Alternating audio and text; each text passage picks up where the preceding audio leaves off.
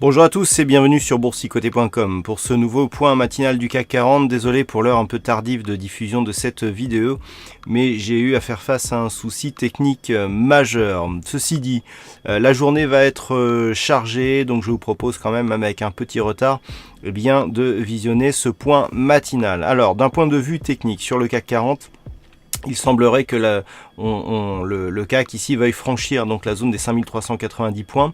Je dirais l'élément intéressant, c'est que nous avons toujours une succession de points bas qui est positive, puisque le point bas précédent depuis l'inscription de ce nouveau plus haut significatif est supérieur au précédent. Donc on a aussi des nouveaux plus hauts qui sont toujours haussiers. Et par rapport à la précédente phase de baisse, ici, on est en train d'attaquer le retracement à 61,8% de Fibonacci à la hausse, ce qui nous montre donc qu'on pourrait avoir ici un signal de poursuite de ce mouvement haussier en direction d'un retracement total dans la direction ici des 5523 points.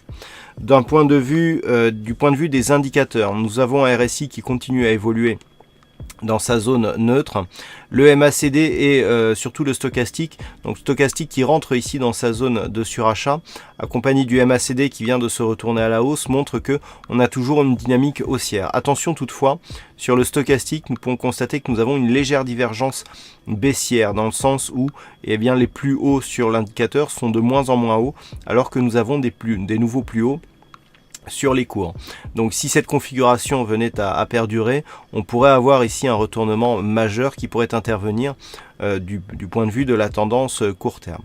Malgré tout, donc pour l'instant la dynamique est haussière. Nous pouvons remarquer que le dernier contact ici sur la moyenne mobile 50 arithmétique a validé cet indicateur comme niveau de support, confirmé donc par la rupture des 5390 points. Pour cette journée, il faudra surveiller ici ce niveau, le niveau des 5426 points. Si celui-ci est cassé à la hausse, par le jeu des retracements de Fibonacci, on aurait un nouvel objectif qui se situerait sur un retracement total, à savoir un possible retour sur les 5526 points. Le niveau d'invalidation de cette anticipation se ferait dans un premier cas sur une rupture éventuelle des 5390 à la baisse et surtout sur une cassure ici de ce point bas significatif qui mettrait fin à la loi de Dow, donc ce niveau qui se situe à 5353 points. Voilà ce que l'on peut dire d'un point de vue technique sur l'analyse du jour. Du point de vue macroéconomique, il n'y avait pas de chiffres majeurs ce matin. Par contre, cet après-midi, l'agenda est assez chargé.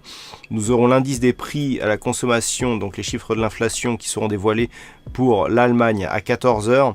Et puis ensuite, donc, on va passer aux choses sérieuses avec donc à 14h30 un discours d'un membre du FOMC, mais surtout le PIB trimestriel des États-Unis qui sera donc dévoilé, donc 14h30.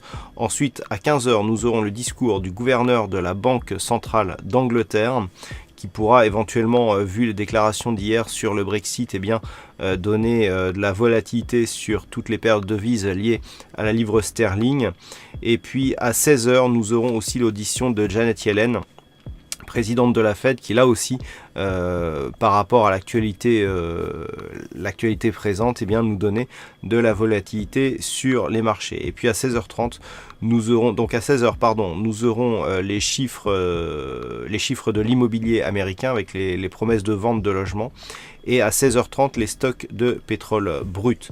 Voilà donc pour le gros de la macroéconomie. Attention, ce soir à 18h, nous avons un discours du président de la Bundesbank, donc ça sera en Allemagne. Et surtout à 20h, il y a le Beige-Book de la Fed. Alors le Beige-Book, depuis quelques mois, il ne donne plus énormément de volatilité sur les marchés, mais ça n'a pas toujours été le cas. Donc il faut toujours être vigilant lorsque le Beige-Book est diffusé.